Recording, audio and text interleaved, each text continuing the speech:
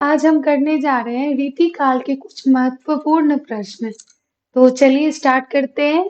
पहला प्रश्न है, आचार्य रामचंद्र शुक्ल ने रीति काल का प्रवर्तक किसे माना है? तो हमें 5 ऑप्शन दिया गया है, तो इसका आंसर क्या होगा?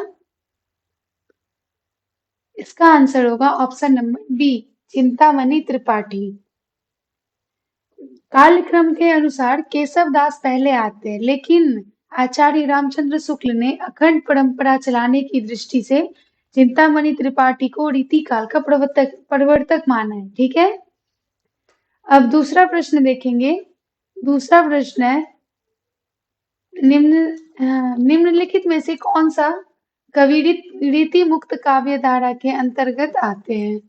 तो पहला है घनानंद, दूसरा है बोधा, तीसरा है आलम, चौथा इनमें से कोई नहीं, पांचवा उपयुक्त में से एक से अधिक। तो इसका आंसर क्या होगा?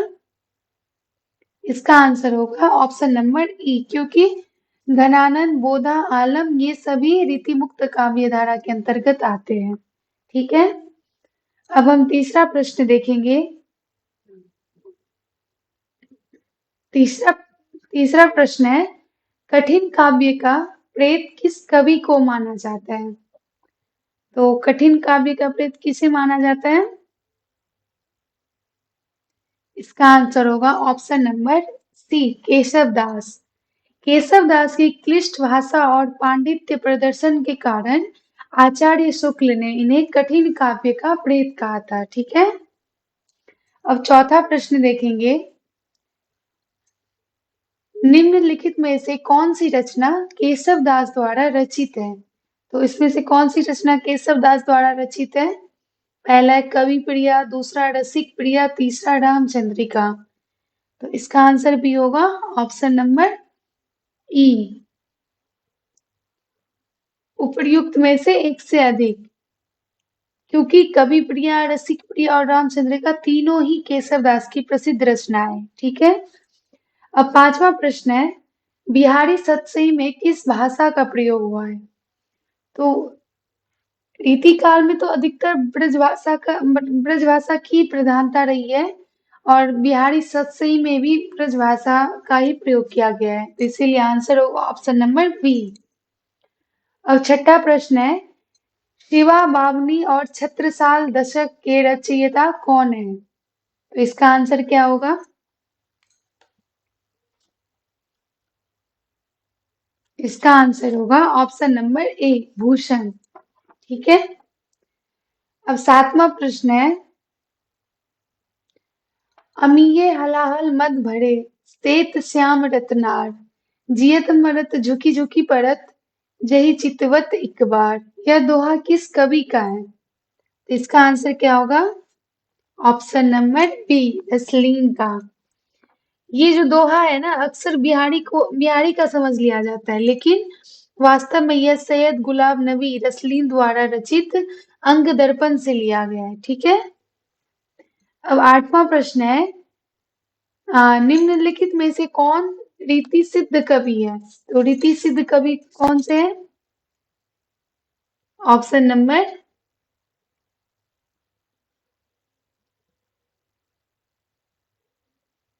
ये ए होगा, बिहारी। ठीक है। अब नवा प्रश्न देखेंगे। इसका भी ना, रसनिधि भी रीति सिद्ध कवि ही है। ठीक है, तो इसलिए इसका आंसर ई होगा, उपर्युक्त में से एक से अधिक। नवा प्रश्न है, रीति काल को अलंकृत काल नाम किसने दिया है? तो इसके 5 ऑप्शन दिए गए हैं, तो इसका आंसर क्या होगा? इसका आंसर होगा ऑप्शन नंबर बी, मिश्र बंधु ने। ठीक है। अब 10वां प्रश्न है, घनानंद की प्रेमिका का क्या नाम था जिसका उल्लेख उनकी रचनाओं में मिलता है? तो इसका आंसर तो पता होगा सबको, ऑप्शन नंबर एक, सुजान। ठीक है। अब 11वां प्रश्न है, निम्नलिखित में से कौन सा लक्षण ग्रंथ नहीं है? तो इसका आंसर क्या होगा? इसका आंसर होगा ऑप्शन नंबर सी, सुजान हित, क्योंकि ये जो भाषा भूषण है ये जसवंत सिंह और ललित ललाम मतीराम का लक्षण ग्रंथ है, जबकि सुजानहित गणानंद की रचना है जो मुक्तक प्रेम काव्य है, लक्षण ग्रंथ नहीं है। ठीक है। अब 12वां प्रश्न है, इश्कनामा किस कवि की रचना है? तो इश्कनामा किस कवि की रचना है? इसका आंसर होगा ऑप्शन नंबर सी, बोधा। ठीक है। अब 13वां प्रश्न है, आचार्य रामचंद्र शुक्ल ने रीति काल की समय सीमा क्या मानी है? तो 1375 से 1700, ये तो वीर गाथा काल का है। 1700 से 1919 तक, ये कौन सा होगा?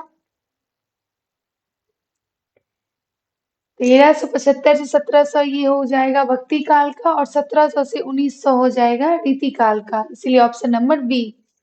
और वीर गाथा काल का है 10 से 50 से 1375 तक। ठीक है।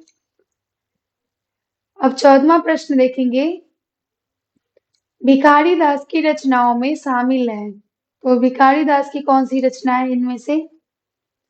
तो इसका आंसर क्या होगा? इसका आंसर होगा ऑप्शन नंबर ई, उपर्युक्त में से एक से अधिक। क्योंकि काव्य निर्णय, श्रृंगार निर्णय और रस सारांश ये तीनों ही भिखारी दास की प्रमुख ग्रंथ है। ठीक है। अब 15वां प्रश्न है, लोग है लागी कवित बनावत, मोही तो मेरे कवित बनावत। यह पंक्ति किसकी है? इसका आंसर क्या होगा? ऑप्शन नंबर ए, घनानंद की। ये जो पंक्ति है ना, जिसमें वो कहते हैं कि लोग प्रयास करके कविता बनाते हैं, लेकिन मेरी पीड़ा ही मेरी कविता का निर्माण करती है। ठीक है। अब 16वां प्रश्न है, तंत्रीनाथ कवित रस सरस रति रंग पंक्ति के रचयिता कौन है? तो इसका आंसर क्या होगा? Option number A, Bihari. ठीक है। 17वां प्रश्न है, देव कवि ने किस नए संचारी भाव की कल्पना की थी? इसका आंसर क्या होगा? इसका आंसर होगा ऑप्शन नंबर ए, छल। भारतीय काव्य शास्त्र में 33 संचारी भाव माने गए हैं, लेकिन जो कवि देव है ना, ये छल नामक 34वें संचारी भाव की उद्भावना की थी। अब हम देखते हैं अगला प्रश्न। 18वां प्रश्न कह रहा है, केशव दास को कठिन काव्य का प्रेत किसने कहा है? तो यह विशेषण शुक्ल जी ने अपनी आलोचना में केशव दास के लिए प्रयोग किया गया था। ठीक है। इसका आंसर होगा option number C, Ramchandra Shukla ने। 19वां प्रश्न है, निम्नलिखित में से कौन सी विशेषता रीति काल की प्रमुख प्रवृत्तियों में शामिल है? तो इसका आंसर क्या होगा?